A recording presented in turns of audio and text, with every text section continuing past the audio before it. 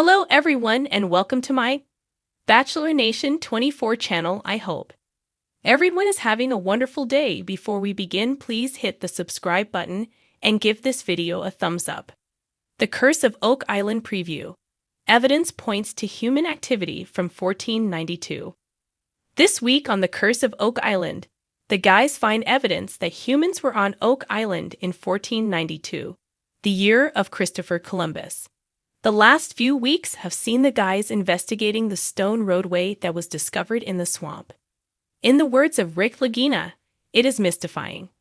And it seems that it will continue to mystify everybody this week. The team is hoping that the road, which is still mostly buried beneath the swamp, will eventually lead them to treasure. The theory is that the roadway was used as a path to transfer goods, hopefully of the gold and silver variety, from a wharf at the swamp to a treasure vault buried underground. This is a massive job, which includes excavating and searching over lots of virgin ground, and will probably last at least until the end of this season. So expect lots more exciting finds to be uncovered in this area this week, and in upcoming episodes. Money Pit is just 10 feet away. However, a lot of this week's episode should feature the newly reinvigorated hunt for the Money Pit. It seems as though the borehole drilling is finally making some real progress. In the preview, we see Oak Island historian Charles Barkhouse holding up a piece of wood, which he proclaims to be from the Tupper Shaft. The Tupper Shaft or pit was built in 1850 and is known to be a mere 10 feet away from the actual Money Pit. They couldn't be much closer. Also this week, according to the preview and channel description, this episode will feature a pretty exciting find from Marty Lagina's son Alex Lagina. We know that Alex and the team were searching through the spoils from the massive digging operation performed at the end of last season in the Money Pit area. And we know that they found the heel of an old leather shoe. What's more, numbers man Craig Tester has already had it dated to 1492. Christopher Columbus on Oak Island?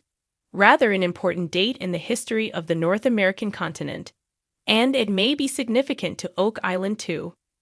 Marty stated, perhaps jokingly, that Columbus could have been wearing the shoe. Maybe the guys have figured out a way to test this theory, but surely there's no way it could have belonged to the famous Italian explorer. Could it? Gary Drayton bellowed out, "Medieval baby." We all know he's thinking about the treasure of the Templar Knights and where on the island they might have buried it. In other Oak Island-related news yesterday, January 25, was the great man Rick Lagina's birthday. He's now a sprightly 69 years old. Happy birthday, Rick. The team stood at the edge of the Money Pit, their breath mingling with the fog that curled and twisted through the trees like ghosts of the island's past. This season, the Curse of Oak Island is primed to take a wild leap into the unknown. The Lagina brothers, Marty and Rick, have long chased whispers and fragments of history, but now they're confronting evidence that rewrites the entire narrative of Oak Island's enigmatic past. And this time, they're not just looking for lost treasure. They're hunting the key to understanding whether human activity occurred on Oak Island as far back as 1492. The old theories about pirate gold, buried Templar artifacts, and royal jewels suddenly seem too narrow.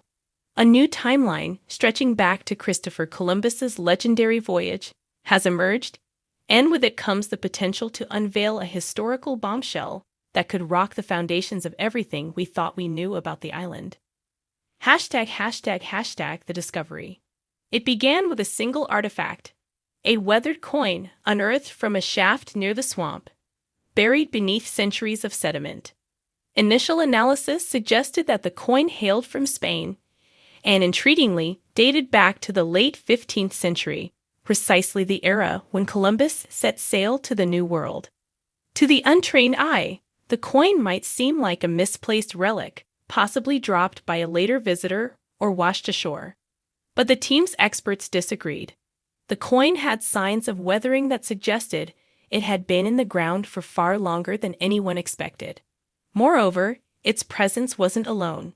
In the days that followed, a series of artifacts were found, ceramic shards, iron tools, and even a carved stone symbol that echoed the same mysterious timeline. The experts, including the ever-brilliant Gary Drayton with his sharp instincts for ancient treasure, began to piece together a troubling theory. What if Oak Island wasn't just a treasure trove of gold? What if it was a pivotal stop on one of the earliest European expeditions to the Americas, decades before the island officially appeared on any maps? A new theory emerges. With their minds buzzing, the team consulted historical records, bringing in experts from across the globe.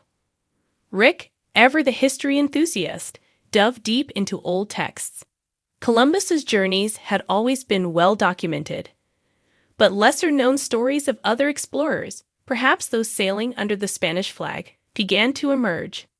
What if Oak Island had been visited by a crew far earlier than anyone had previously suspected? This idea sent a ripple of excitement through the team.